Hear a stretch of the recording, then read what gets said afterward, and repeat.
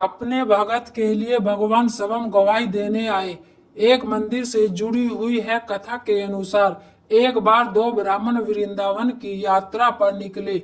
उनमें से एक बुजुर्ग था और दूसरा जवान था। मार्ग लंबा और कठिन था, जिस वजह से उन दोनों यात्रियों को यात्रा के दौरान कई कठिनाइयों का सामना करना पड़ा। उस समय आज की तरह रेलगाड़ियों और बसों की सुविधा उपलब्ध नहीं थी।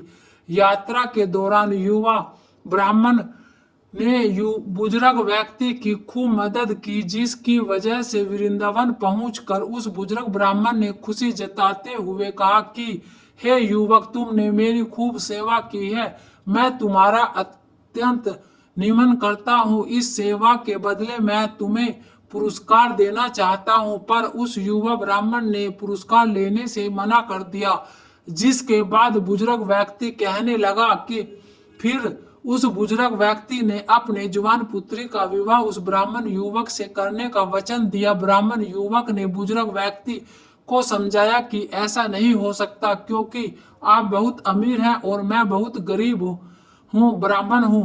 फिर भी बुजुर्ग व्यक्ति अपने हट पर अड़ा रहा और फिर कुछ दिन तक वृंदावन में रहने के बाद दोनों घर लौट आए। बुजुर्ग व्यक्ति ने अपनी बेटी का विवाह ब्राह्मण युवक से तय कर दिया है। बुजुर्ग व्यक्ति ने सारी बातें घर पर आकर बताई कि उसने अपनी बेटी का विवाह एक ब्राह्मण से तय कर दिया है, पर पत्नी को यह सब मंजूर नहीं था। उसे बुजुर्ग पुरुष की पत्नी ने कहा कि अगर आप मेरी पुत्री का विवाह उस युवक से करेंगे तो मैं आत्महत्या कर लूंगी। कुछ समय व्यतीत होने के बाद ब्राह्मण युवक को चिंता होने लगी कि बुजुर्ग अपने वचन को पूरा करेगा या नहीं। फिर ब्राह्मण युवक से कहने गया और उसने बुजुर्ग ब्राह्मण के पास जाकर उसको अपना वचन याद करवाया। वह बुजुर्ग युवक मौन रहा, कुछ नहीं बोला और उसे डर था कि वह अपनी बेटी का विवाह इससे करवाता है तो उसकी पत्नी अपनी जान दे देगी। बुजुर्ग पुरुष ने कोई उत्तर नहीं दिया। तब ब्राह्मण युवक ने उसका दिया हुआ वचन याद करवाने लगा। तभी बुजुर्ग ब्राह्मण के बेटे ने उस ब्राह्मण युवक को यह कहकर घर से निकाल दिया कि तुम झूठ बोल रहे हो, तुम मेरे पिता को लूटने के लिए आए हो। फिर ब्राह्मण युवक ने कहा कि यह सारे वचन तुम्हारे पिताजी ने शिव ग्रह के सामने दिए थे। तब बुजुर्ग व्यक्ति का ज्येष्ठ पुत्र, जो भगवान को नहीं मानता था, युवक को कहने लगा कि अगर तुम कहते हो कि भगवान इस बात का साक्षी है तो सही सही, अगर भगवान प्रकट होकर यह साक्ष्य दिन में कि मेरे पिता ने वचन दिया है तो तुम मेरी बहन के साथ विवाह कर सकते हो। तब युवक ने कहा, हाँ, मैं भगवान श्री कृष्ण से कहूंगा कि वह साक्षी के रूप में आए। उसे भगवान श्री कृष्ण पर बड़ा विश्वास था कि भगवान श्री कृष्ण उसके लिए वृंदावन से जरूर आएंगे। फिर अचानक वृंदावन की मूर्ति से आवाज सुनाई दी कि मैं तुम्हारे साथ कैसे चल सकता हूँ, मैं तो मात्र एक मूर्ति हूँ। तब उस युवक ने कहा कि जब मूर्ति बात कर सकती है तो साथ भी चल सकती है।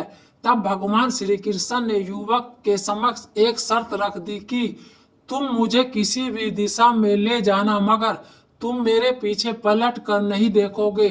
तुम सिर्फ मेरे नुपुरों की ध्वनि से यह जान सकोगे कि मैं तुम्हारे पीछे आ रहा हूँ। युवक ने उनकी बात मान ली और वह वृंदावन चल पड़े। जिस नगर में जाना था वहां पहुंचने के बाद युवक को नुपुर की ध्वनि आनी बंद हो गई। युवक ने धैर्य न धर कर पीछे मुड़कर देख लिया। मूर्ति वहीं पर सिर्फ खड़ी हुई थी। अब मूर्ति आगे नहीं चल सकती थी, क्योंकि युवक ने पीछे मुड़कर देख लिया था। वह युवक दौड़कर नगर पहुंच सब लोगों को इकट्ठा करके बोलने लगा कि देखो, भगवान श्री कृष्ण साक्षी रूप में आए हैं। लोग सतम थे कि इतनी बड़ी मूर्ति इतनी दूर से चलकर कैसे आई। फिर भगवान श्री कृष्ण की मूर्ति ने सबके सामने ब्राह्मण युवक की गवाही दी। उसके बाद बुजुर्ग ब्राह्मण की पुत्री के साथ उसका विवाह संपन्न हुआ।